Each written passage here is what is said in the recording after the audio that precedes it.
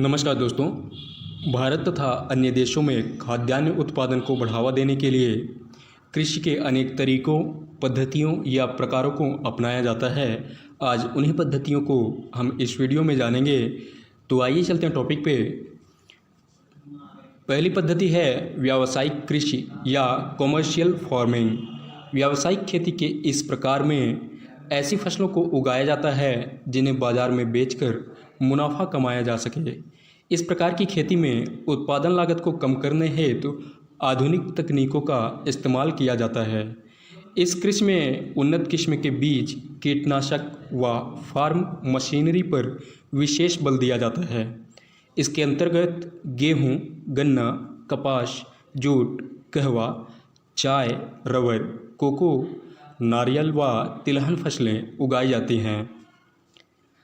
अगली पद्धति है ज़ीरो फार्मिंग या ज़ीरो फार्मिंग। मिट्टी को ज़ीरो फार्मिंग कृषि हेतु अनुकूल बनाने के लिए इसमें लगभग 3 वर्ष तक जैविक खेती की जाती है। जैविक खेती के उपरांत किसी भी प्रकार के बाहरी उर्वरक व कीटनाशक का प्रयोग नहीं किया जाता है।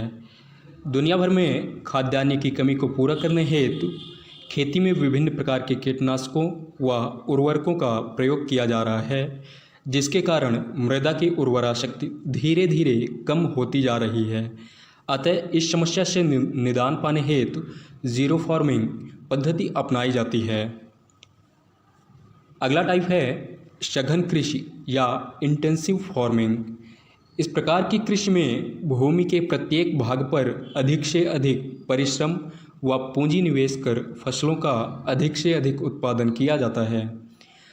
अधिक जनसंख्या घनत्व तथा भूमि की कमी वाले स्थानों में इस प्रकार की खेती की जाती है। ऐसे क्षेत्र जहां आबादी लगभग 200% से अधिक, जैसे जर्मनी, इंग्लैंड, जापान एवं कोरिया आदि देशों में इस प्रकार की खेती की जाती है। अगला प्रकार है विस्तृत खेती या एक्सटेंसिव फार्मिंग। खेती की वह विधि जिसमें यांत्रिक तथा वैज्ञानिक विधि अपनाई जाती है उसे विस्तृत खेती कहते हैं। इस प्रकार की खेती में श्रमिकों की अधिक आवश्यकता नहीं होती, परंतु उत्पादन की मात्रा अधिक होती है। अगला प्रकार है सहकारी कृषि या कोऑपरेटिव फार्मिंग। सहकारी कृषि को अपनाने का उद्देश्य खेती के छोटे तथा बिखरे खेतों के होने की समस्या का निवारण करना है तथा कृषि भूमि को भूमिहीन तथा छोटे कृषकों में समाजीकरण करना है। खेती की इस पद्धति में किसान लाभ के उद्देश्य से स्वेच्छापूर्वक अपनी भूमि और पूंजी को एकत्र करके सामूहिक रूप से खेती करते हैं। इस पद्धति के अंतर्गत श्रम विभाजन कर पाना संभव होता है या सरल होता है तथा कृषि में प्रच्छन्न बेरोजगारी की समस्या को कम करने में सहायता प्राप्त की जा सकती है। अगला प्रकार है शुष्क कृषि या ड्राई फार्मिंग। शुष्क कृषि ऐसे क्षेत्रों में अपनाई जाती है जहां वर्षा की मात्रा 10 सेंटीमीटर से कम होती है।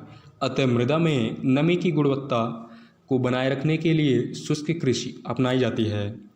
इस प्रकार की कृषि में वर्षा के पूर्व खेतों में गहरी जुताई की जाती है एवं वर्षा के पश्चात कृषि भूमि को समतल कर दिया जाता है, जिससे मृदा में नमी बनी रहती है। इस प्रकार की कृषि में ऐसी फसलें जो 1.5 से 2 माह में तैयार हो जाएं, जैसे मक्का, चना, मूंग, मसूर आदि प्रकार की फसलों को उगाया जाता है। अगला प्रकार है पारिस्थितिकी कृषि या इको फार्मिंग। खेती की इस पद्धति में रासायनिक उर्वरकों तथा कीटनाशकों के स्थान पर जैविक उर्वरकों और कीटनाशकों का प्रयोग किया जाता है, जिसके फलस्वरूप पारिस्थितिक तंत्र को हानि पहुंचने की संभावना नहीं होती है। इस पद्धति को अपनाकर उत्पादन लागत में कमी लाने के साथ साथ भूमि एवं जल संसाधनों का संरक्षण कर पर्यावरण प्रदूषण को भी रोका जा सकता है। अगला प्रकार है कार्बनिक खेती या ऑर्गेनिक फार्मिंग। कार्बनिक खेती का जनक सर अल्बर्ट हार्वर्ड को माना जाता है। इसमें कीटनाशकों व रासायनिक उर्वरकों का प्रयोग नहीं किया जाता है।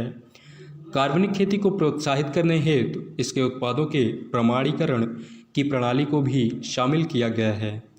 कार्बनिक खेती का मुख्य उद्देश्य मृदा की प्राकृतिक गुणवत्ता को बनाए रखना एवं साथ साथ लघु स्तरीय कृषि व सतत कृषि की ओर कदम बढ़ाना है। अगला प्रकार है ई कृषि या ई एग्रीकल्चर। खेती की इस पद्धति के अंतर्गत किसानों को कृषि संबंधी उत्पादों के मूल्य, जुताई के विभिन्न तरीकों एवं खरीदारों के साथ साथ फसल सुरक्षा से संबंधित चीज़ों से अवगत कराना है।